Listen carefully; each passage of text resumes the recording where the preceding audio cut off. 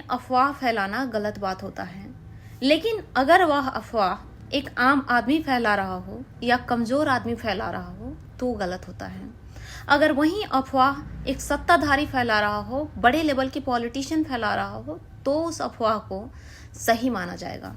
ये वीडियो देखिए, ये वीडियो है बंगाल की रैली के दौरान, जिसमें मोदी जी किस तरह से अफवाह फैला रहे हैं।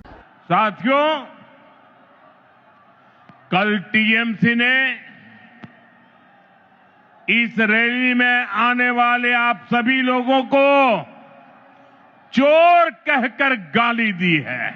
टीएमसी के नेता को तंज कसते हुए कह रहे हैं कि इन लोगों ने रैली में आने वाले लोगों को चोर कहा है। सवाल ऐसे कंडीशन में होता है कि क्या कोई भी नेता इस तरह से बातें कर सकता है? थोड़ा सा तो कॉमन सेंस होगा। जो राजनीतिक में घुसा हुआ है, क्या उसके पास में इतना कम दिमाग है कि वो पब्लिक प्लेस पर आकर पब्लिक को ही गाली देना शुरू कर दे, और भी उस दौर में जिस दौर में लोग कुर्सी पाने के लिए कुछ भी कर जाते हैं। वहां पर बैठ के मोदी जी अपने रैली में कह रहे हैं कि टीएमसी वालों ने हमारे रैली में शामिल होने वाले लोगों को चोर कहा है। चलो मान भी लिया एक मिनट के लिए कि ये सही भी है। चोर कहना इतनी बड़ी गाली हो सकती है, तो उसी बंगाल में भारतीय जनता पार्टी के इशारा पर चलने वाले इलेक्शन कमीशन और उसके ऑफिसर्स ने जिंदा लोगों को मृत घोषित करके वोटर लिस्ट से नाम काट दिया। सोचिए कि चोर कहना गलत है या किसी जिंदा व्यक्ति को मृत घोषित करके उसके अधिकार से उसको वंचित कर देना ज्यादा बड़ा अपराध है।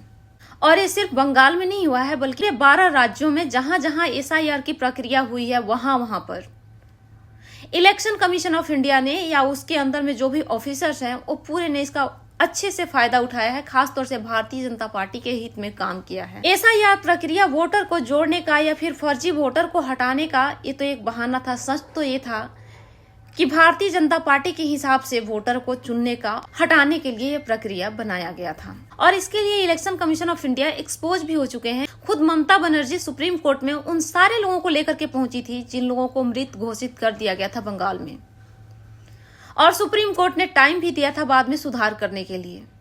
ये पहले से प्रूफ हो चुका है, लेकिन उसके बावजूद हमारे देश के प्रधानमंत्री जी जाकर के बंगाल में अफवाह फैला रहे हैं पब्लिक के बीच में, और टीएमसी के नेता को बदनाम कर रहे हैं, पब्लिक को गुमराह करने की कोशिश कर रहे हैं अभी भी। यानी एसआईआर के जरिए जो गुमराह किया वो काफी नहीं था, अब नेताओं का नाम लेकर के पब्लिक को गुमराह करना शुरू कर दिए हैं।